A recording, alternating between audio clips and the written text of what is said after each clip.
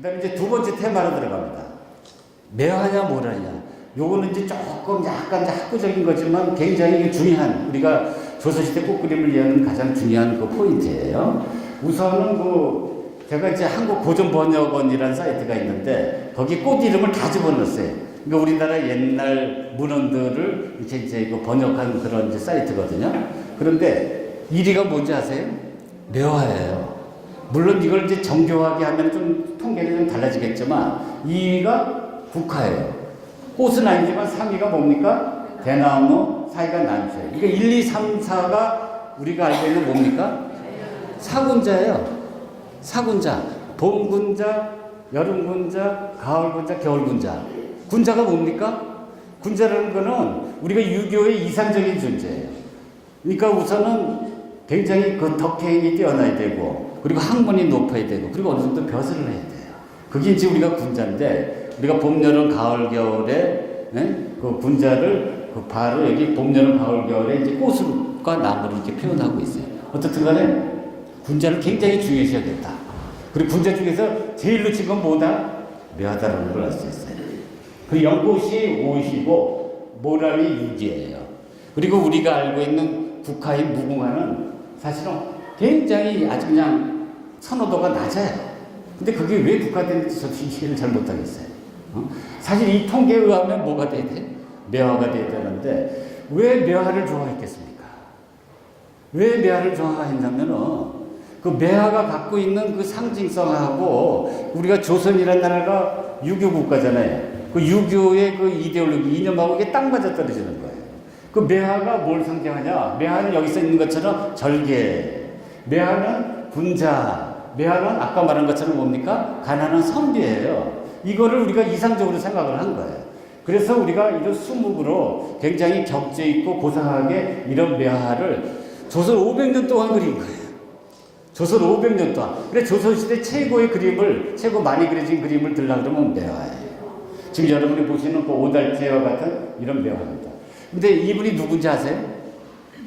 이분이 김홍도예요. 이게 이제 그 평양에 조선미술박물관이 있는데, 이걸 김홍도라고 믿는 사람이 한 반 있고 아니란 사람이 반 있어요. 저는 이제 그렇게 이제 믿고 있는데, 여러분 그 유흥준 씨 아시죠? 유흥준 씨가 이제 평양에 갔다 와가지고 이 그림을 처음 공개했어요. 그래서 김홍도 자화상이다.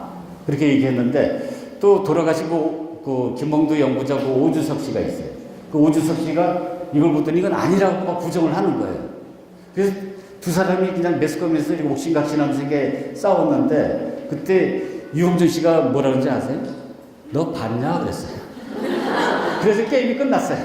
너 봤냐? 평양을 안 갔으니까. 저도 이거 못 봤어요. 못 봤는데 아마 김홍도일 가능성이 상당히 높은데, 김홍도가 지금도 아마 우리가 그 현대화가 빼놓고는 그림값이 1위일 거예요.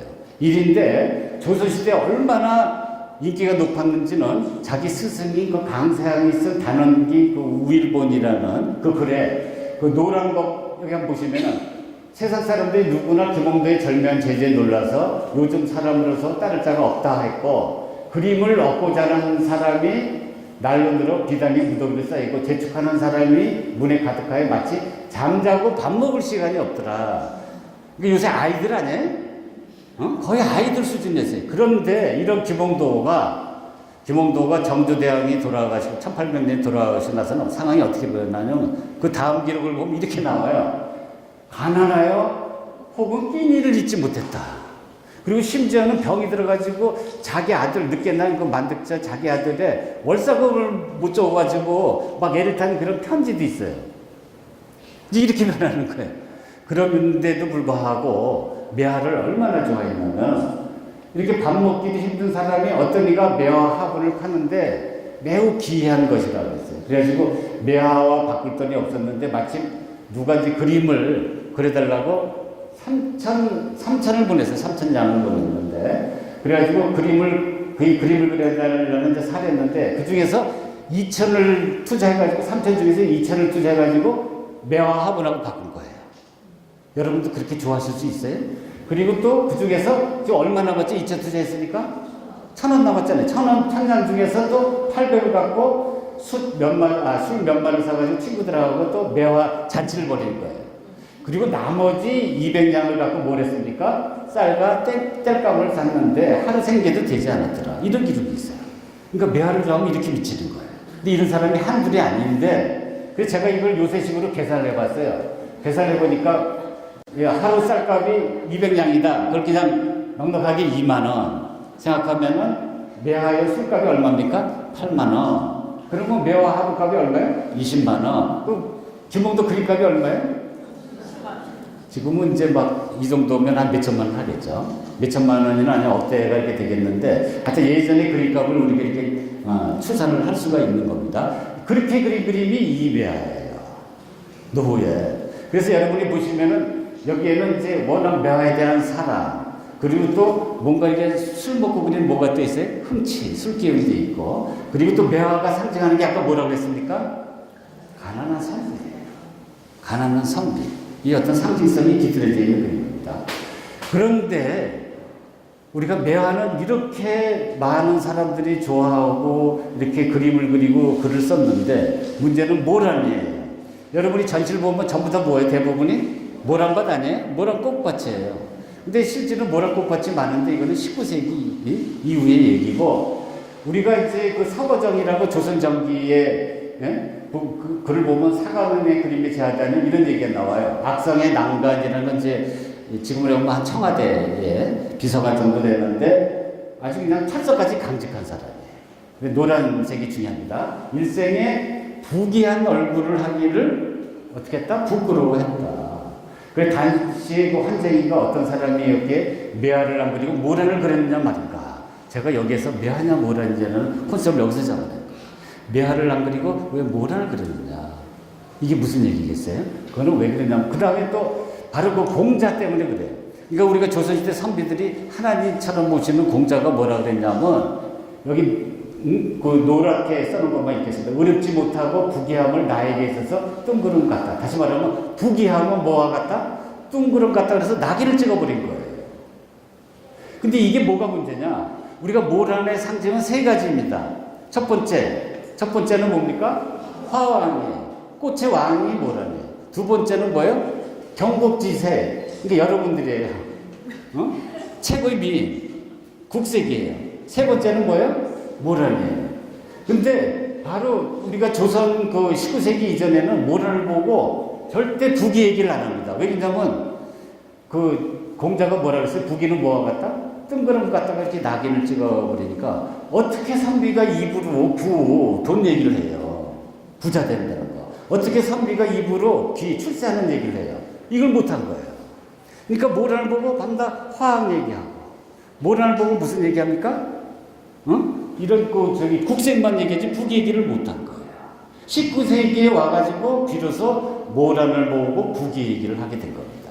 어떤 현실적인 욕망을 표현한 시기는 19세기. 그 이전에는 어떤 그 조선의 유교라는 그 이데올로기에 갇혀가지고 우리가 매화를 보고 뭐 절개 얘기하고 지조 얘기하고 어떤 유교적인 덕목을 얘기했지, 우리가 현실적으로 뭐 잘 살고 출세하고 이런 얘기는 절대 안 하는 겁니다.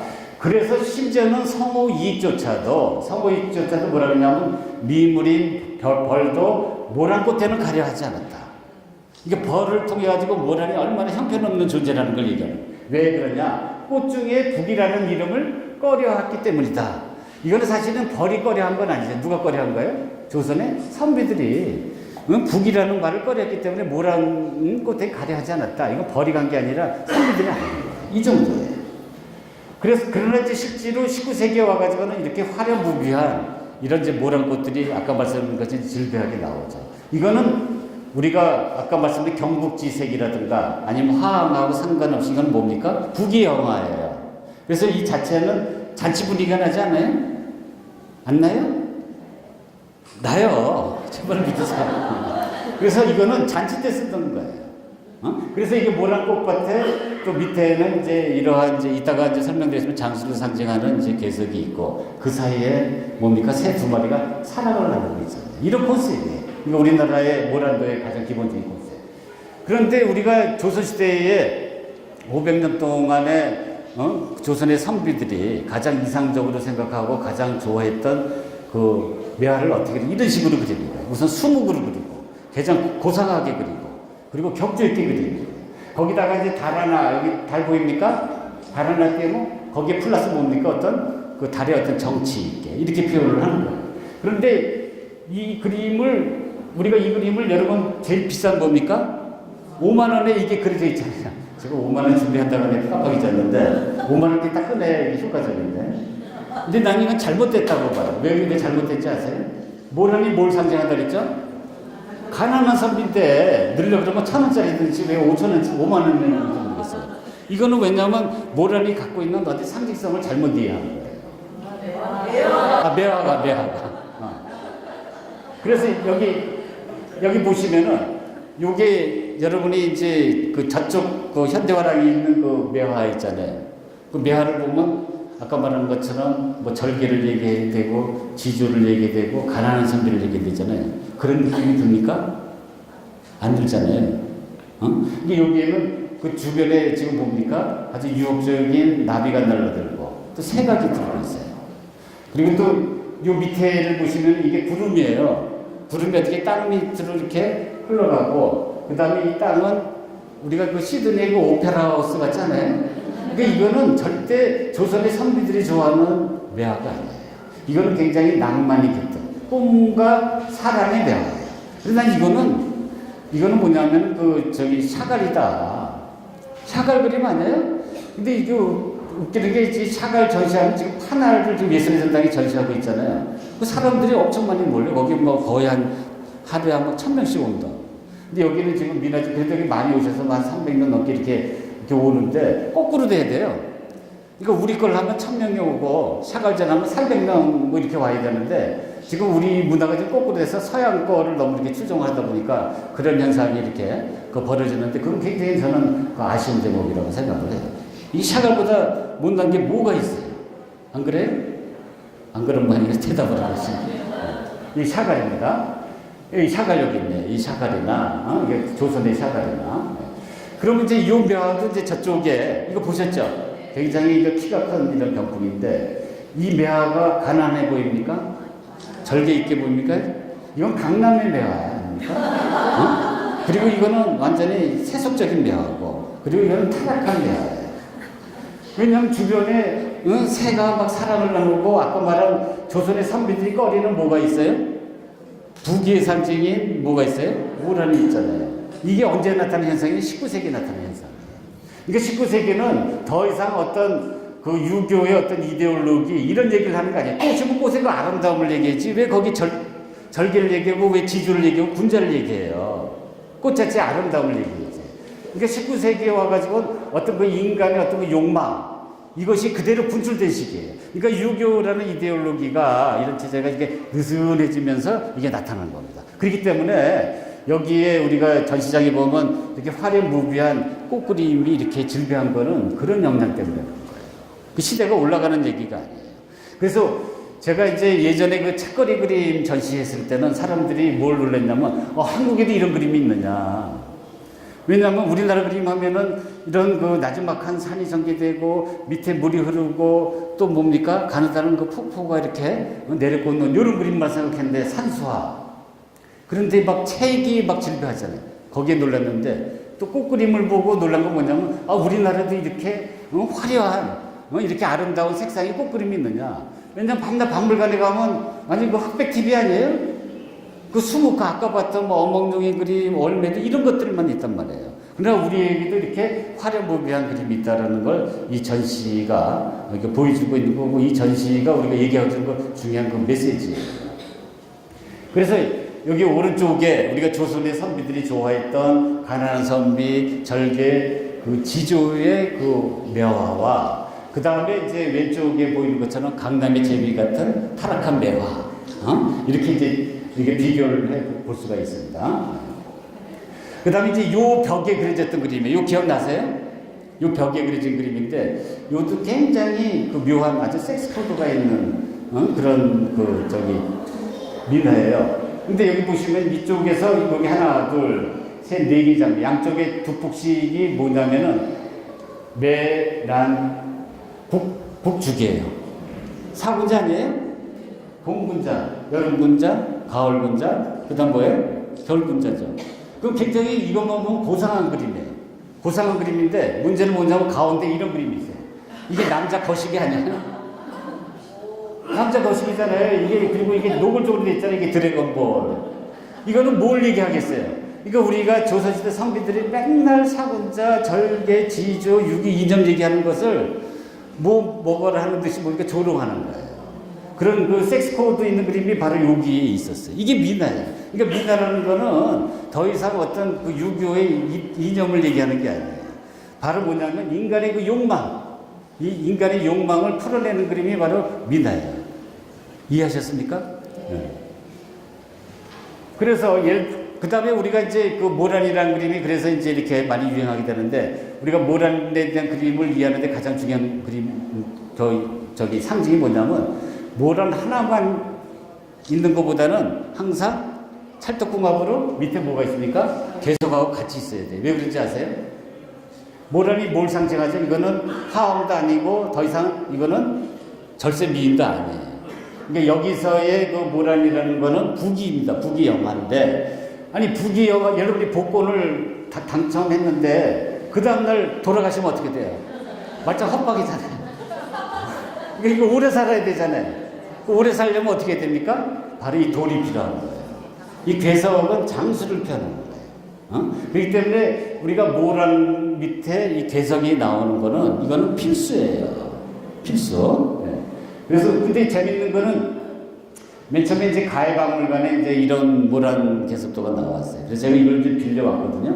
근데 굉장히 상징적인 그림이에요.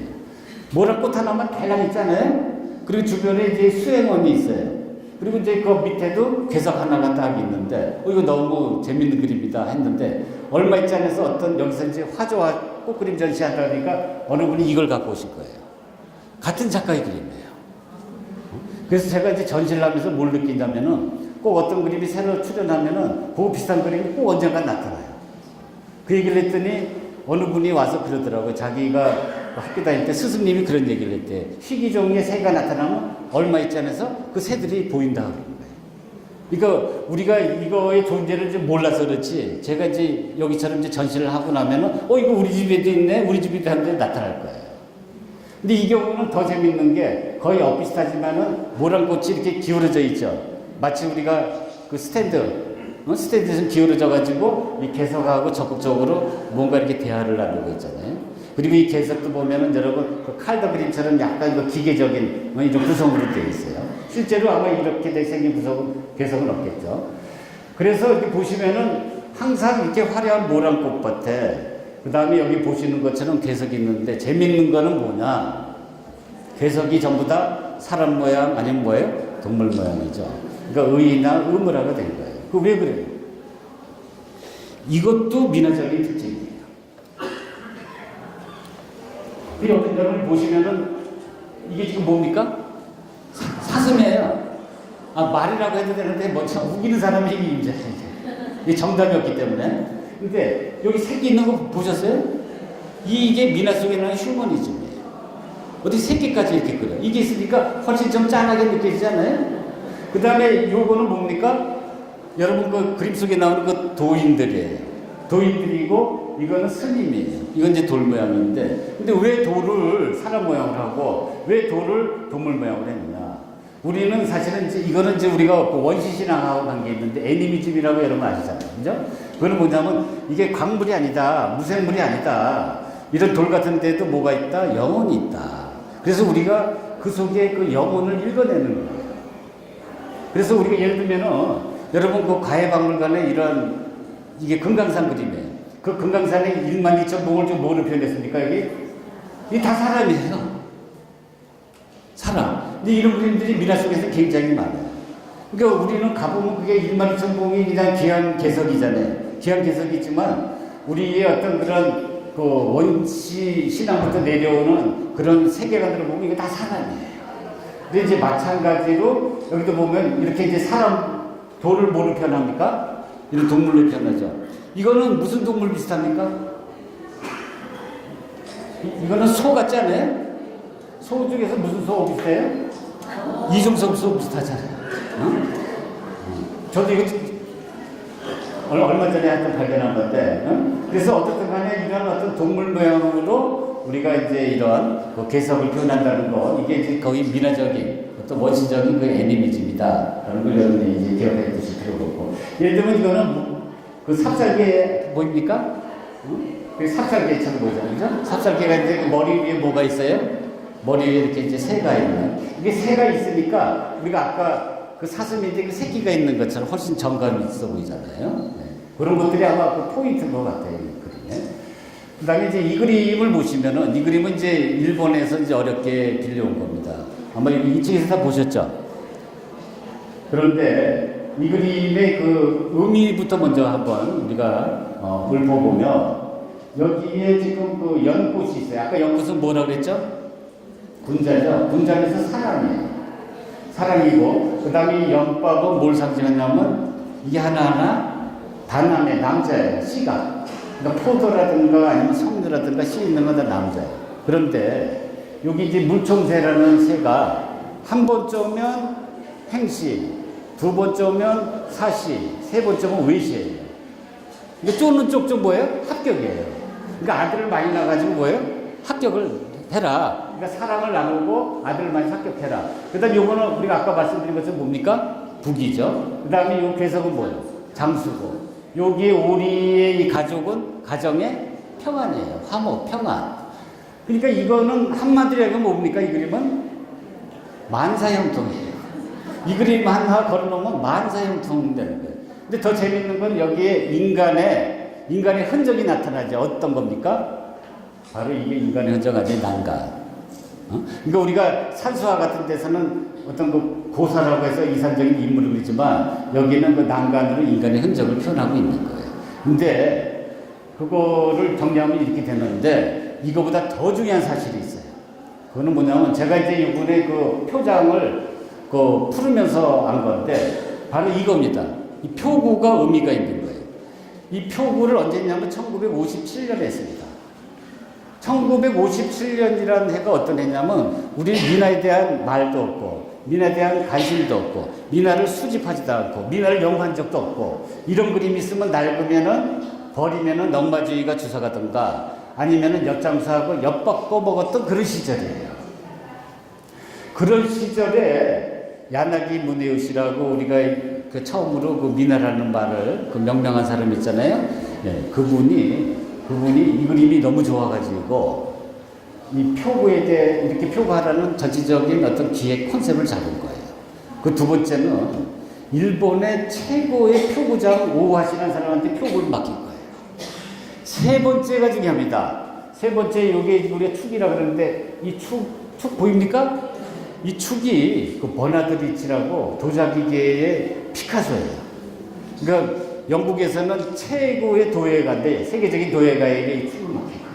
그러니까 우리는 버리는 그림을 완전히 최고의 그림으로 이렇게 재탄생한 거예요.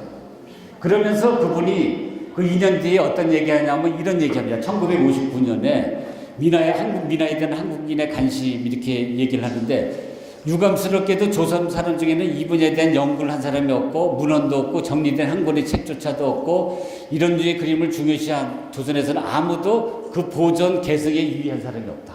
다 버리는 그림이에요. 그리고 나서 뭐라 그랬냐면 조선 민화는 반드시 재평가될 날이 올 것이다 하면서 밑에 언젠가 이 영역이 크게 주목될 것이다 라는 것을 믿고 미력이나마 그 수집에 많은 세월을 보내고 있다 이런 얘기를 했어요. 근데 이 예언이 맞아떨어졌어요. 맞아떨어져가지고 오늘날 이제 민화의 관심이 이렇게 뜨겁게 일고 이렇게 많은 사람들이 와서 민화 강의를 듣는 거는 이제 그런 일이 되는 겁니다. 그러니까 우리가 아무도 관심을 안 가졌던 1957년, 1959년에 일어났던 그런 일입니다. 다시 한번 그 그림을 보시면 이게서 이런 그림 자체의 어떤 아름다움이라든가 그림 자체의 어떤 상징성보다는 그거를 이렇게 그 가치를 알고 그 아름다움을 그 널리 알려는 한 그 일본인의 어떤 민화에 대한 사랑, 극진한 사랑이 전 더 중요하다고 생각을 해요.